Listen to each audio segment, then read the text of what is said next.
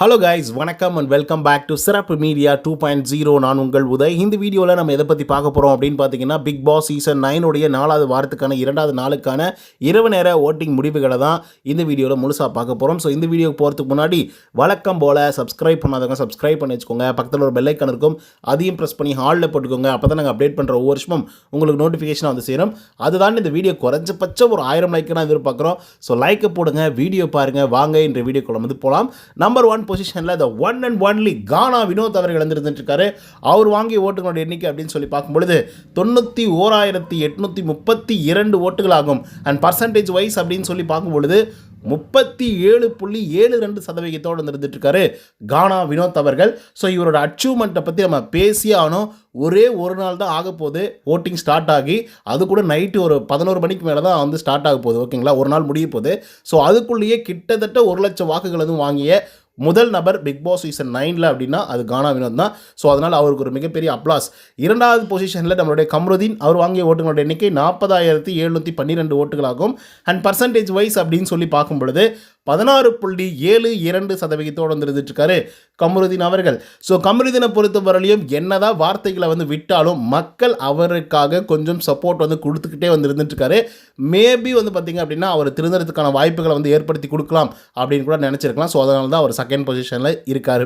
3வது பொசிஷனில் விஜே பார்வதி அவர்கள் வந்து இருந்துட்டுருக்காங்க.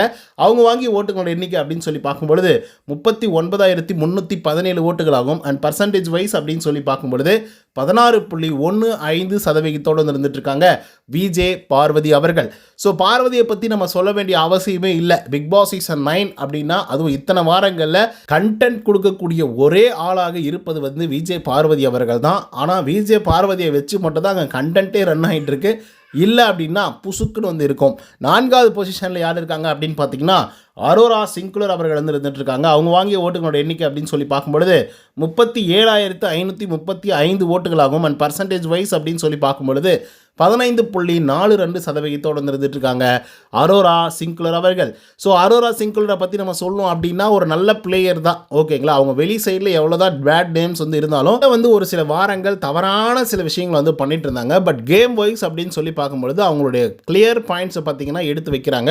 ஸோ அதுவே மிகப்பெரிய அளவில் அவங்க சாதகமாக இருக்கும். அதுக்கடுத்து 5th பொசிஷனில் கலையரசன் அவர்கள் வந்து இருந்துட்டுருக்காங்க. அவர் வாங்கிய ஓட்டுகளோட எண்ணிக்கை அப்படின்னு சொல்லி பார்க்கும்பொழுது கிட்டத்தட்ட 34,058 ஓட்டுகளாகும். அண்ட் பர்சன்டேஜ் வைஸ் அப்படின்னு சொல்லி பார்க்கும்பொழுது 13.99% இருந்துட்டுருக்காங்க நம்மளுடைய கலையரசன் அவர்கள். ஸோ இவரை பொறுத்தவரையிலும் ஒரு நல்ல பிளேயரா அப்படின்னு கேட்டிங்கன்னா அப்படிலாம் நான் வந்து சொல்லவே மாட்டேன். ஏதோ நான் பண்ணுறேன் அப்படின்னு சொல்லி சில விஷயங்களை வந்து பண்ணிட்டு இருக்காங்க, அதெல்லாம் ஏற்றுக்கவே முடியாது. ஸோ அதனால் வந்து கலையரசன் அவர்கள் தான் இந்த வாரம் எவிக்ட் ஆகி வெளியே போவாங்க அப்படின்னு சொல்லி எதிர்பார்க்கப்படுகிறது. But end of the day Bigg Boss எடுக்கக்கூடிய முடிவுகள் தான்.